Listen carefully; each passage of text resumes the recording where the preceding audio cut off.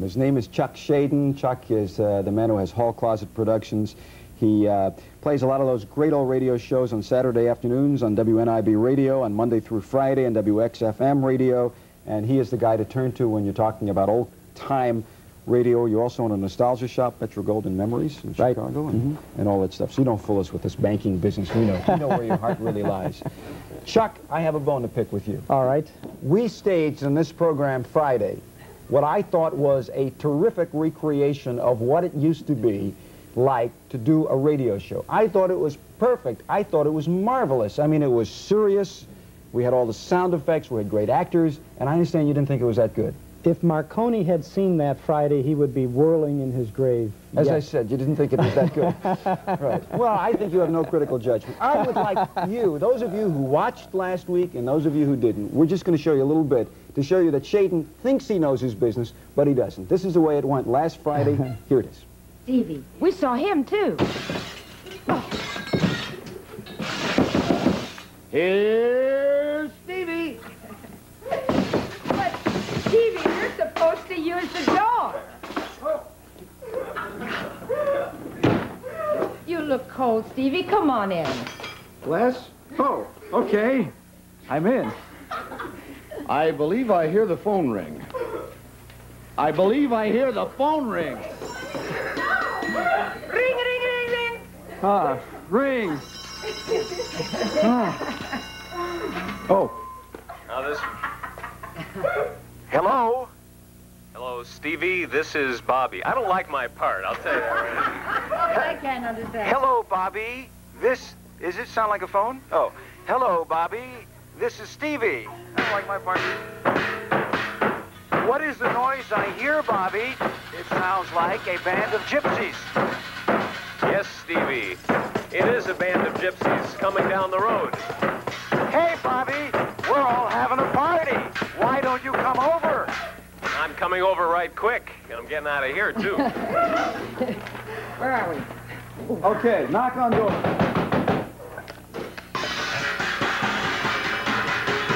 Freaking door first. Out.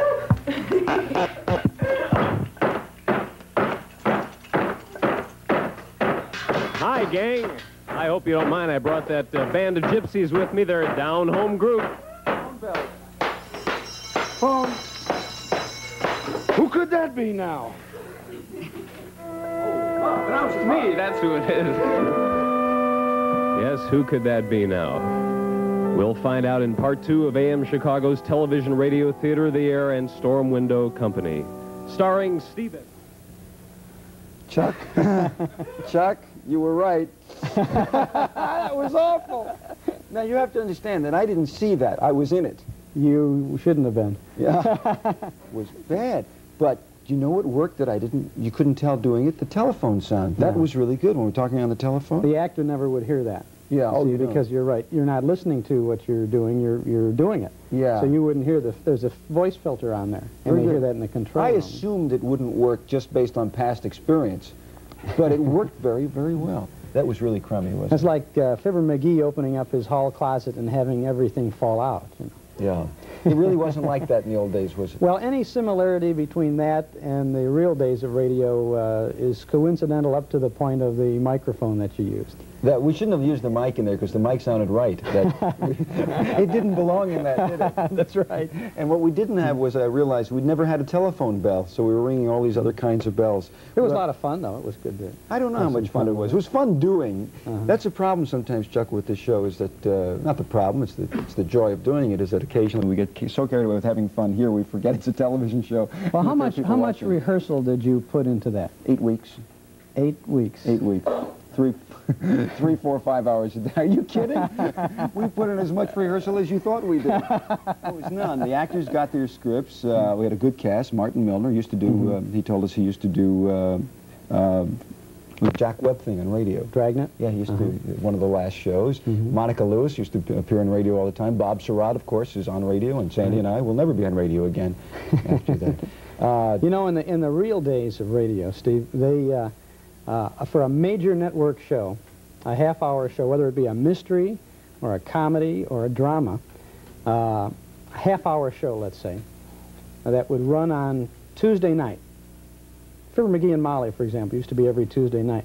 Everybody would get together for an hour on Saturday afternoon, and they'd go over the script. They just read the script and make a few little comments about it. The talent, the writers, the producer, and the director.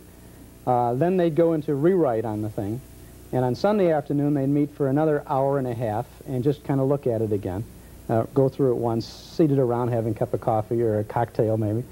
On Monday they'd spend an hour or 2 hours at the studio in a rehearsal room reading and blocking and kind of timing a little bit. Then on Tuesday afternoon they'd get up in front of the microphones with the band, because they always had a live orchestra on the show, and they would go through the script on a dress rehearsal basis. And it would be timed precisely with the commercials and the whole business. What you're saying is a fairly accurate recreation of what we went through in putting this on the air in here 8 last weeks, Friday. right? Yeah. Hey, you've got some of the real stuff here, Amos and Andy and Inner Sanctum and so on, and we'll get serious. Well, as serious as we get about this stuff when we come back. We'll be back with Chuck Schaden and some of the great old radio sounds in just a moment. True Detective Mysteries. The Charlie McCarthy Show. Grand Central Station. The Eddie Cantor Pat Blue Ribbon Show. Chandu, the magician. The Shadow. Mr. District Attorney. One Man's Family. The story of Dr. Kildare.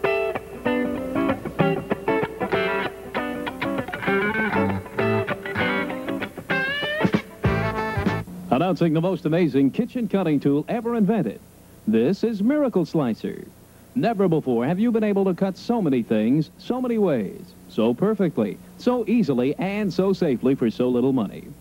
Miracle Slicer's patented safety holder lets you whiz through every cutting job without cutting your fingers. Just attach a vegetable and away you go. Did you ever slice a potato this easily before? Miracle Slicer gives you perfect cucumber slices. Better cold cut slices than a delicatessen. And onion slices so fast there isn't time to cry.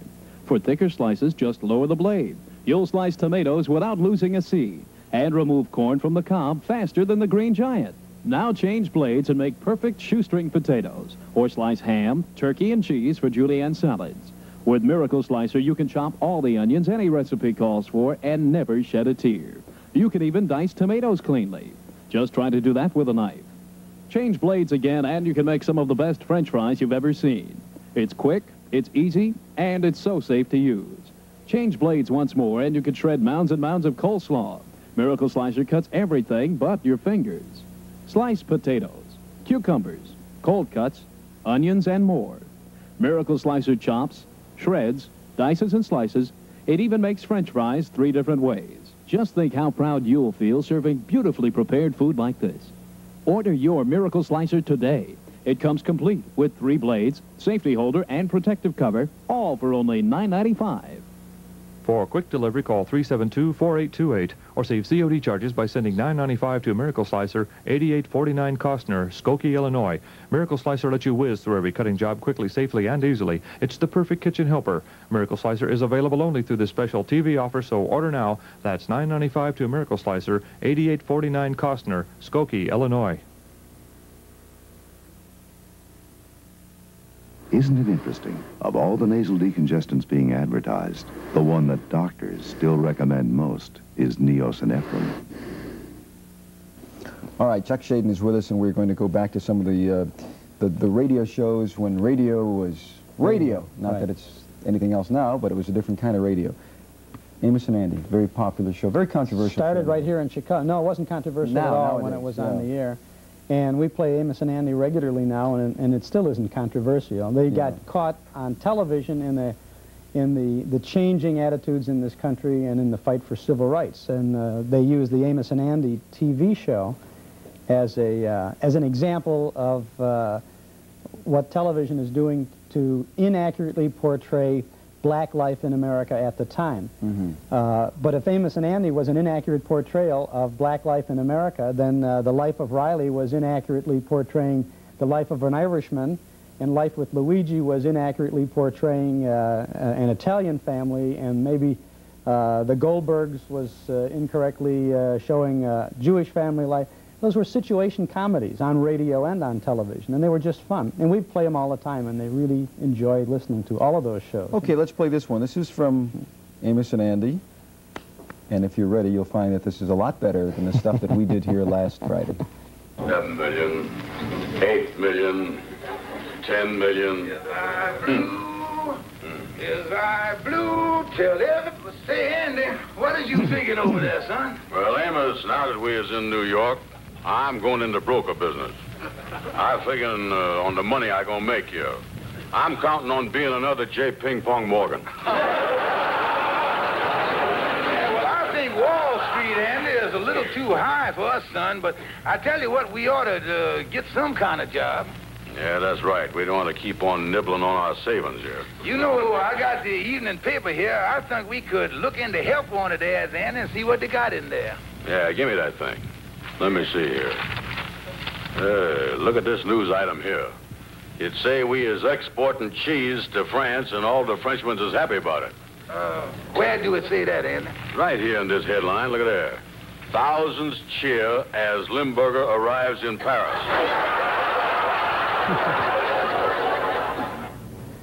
Now, that was written 30 years ago, and it's just as funny today as it ever was. Freeman Gosden and Charles Corral were Amos and Andy.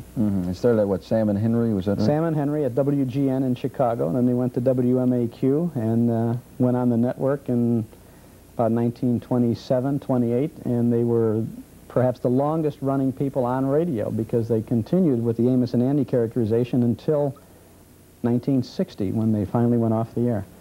Okay, Inner Sanctum. That was one that scared us all. That was the creaking door. You know, Raymond, the host, would open the creaking door. That show was produced and directed by Hy Brown, who currently does the CBS Radio Mystery Theater and the Adventure Theater that's on the weekends on CBS. And it was a tremendous show because it really brought you right into it, as all the radio shows did. You had to use your imagination.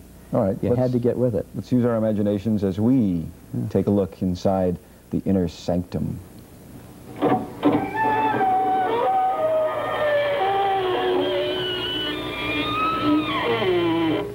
Good evening, friends. This is your host to welcome you through the creaking door into the Inner Sanctum.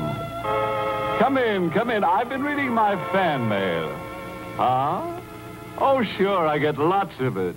Delivered in a hearse every morning. One lonely heart writes, despite your sinister voice, you strike me as a fine gentleman and a homebody. I am companionable, good-natured, unmarried, and I've been hardly dead a year. Won't you please exchange photographs, signed, Lonesome. Did somebody say the lady spook out of turn? A lot of people wondered what Fred Casper, our announcer, used to do in the old days before TV. Well, there it is. That's fun to listen to. See, in a minute there, they set the scene. They really get you into the attitude. They get you scared, but there's still a tongue in the ruler's cheek there. When they roll into the story, then a minute later, after the Lipton tea commercial, then they really got you, and they were really serious about it, and they could really do it. They knew what they were doing. All right, the next is a combination of W.C. Fields and Charlie McCarthy. What show would that be from? Well, it was from the Edgar Bergen Charlie McCarthy show. Charlie was a wooden dummy, and you wouldn't believe that they could do something like this on radio. I mean, he was a ventriloquist, Edgar Bergen, and what do you need a ventriloquist on radio? You get two people. But radio did it tremendously, and Edgar Bergen was a tremendous writing talent. He could not only write for the two characters that he was, but he could ad-lib for both of them. And Charlie was always a ladies' man and a youngster. He was everybody.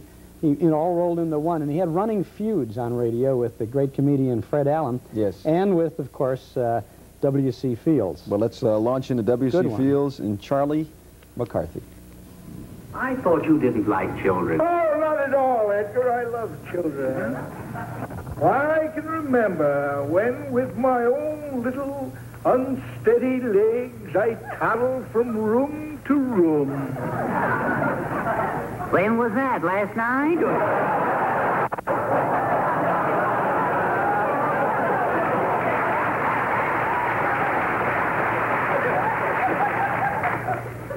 that, Wormwood, or I'll whittle you down to a coat hanger. Yeah. Tell me, Charles, is it true your father was a gate-leg table? If it is, your father was under it, Dora.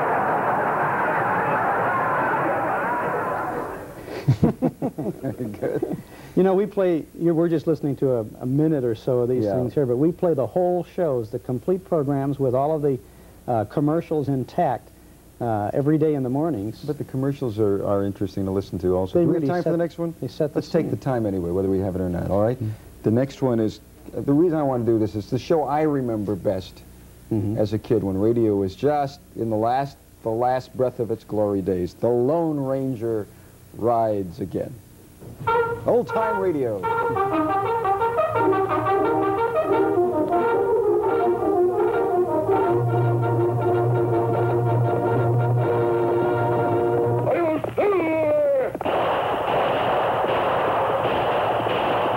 fiery horse with the speed of light, a cloud of dust, and a haughty Hi-Yo Silver, the Lone Ranger.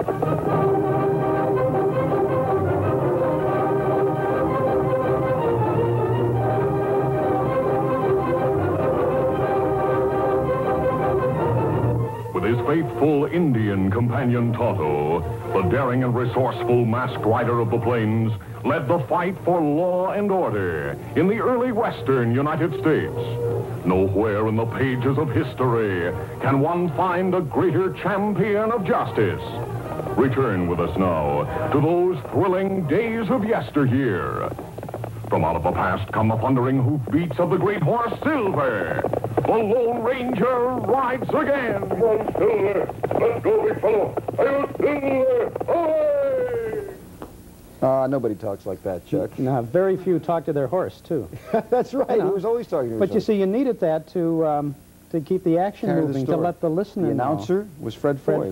Fred Foy, who was still heard here all the time as an announcer on the ABC network, and who was Dick Cavett's announcer. Exactly, right. And has that sound. Hey, this is fun. We have to do this again. By the way, Chuck has a nostalgia newsletter, which is also a lot of fun, and if you're interested in it, I understand if they'll drop you a line, you'll send them a free copy. Right. All right? Sure. Send it to, what? Nostalgia Newsletter. Nostalgia Newsletter. Box 421. 421. Morton Grove. Morton Grove. 60053. And do it soon. So you don't forget, do it before midnight tonight. That's right. In case of a tie, duplicate prizes will be awarded. All right. Remember that? Jerry Baker tells us that he used to be in the old Lone Ranger, which was from WXYZ in Detroit, where Jerry was a child in the youth and a child radio actor. He was just horsing around on that show. Oh, very good, Chuck. Very good. So Jerry will be back with bulbs, plants, and stories in just a moment. We'll be with us. Thank you, Chuck.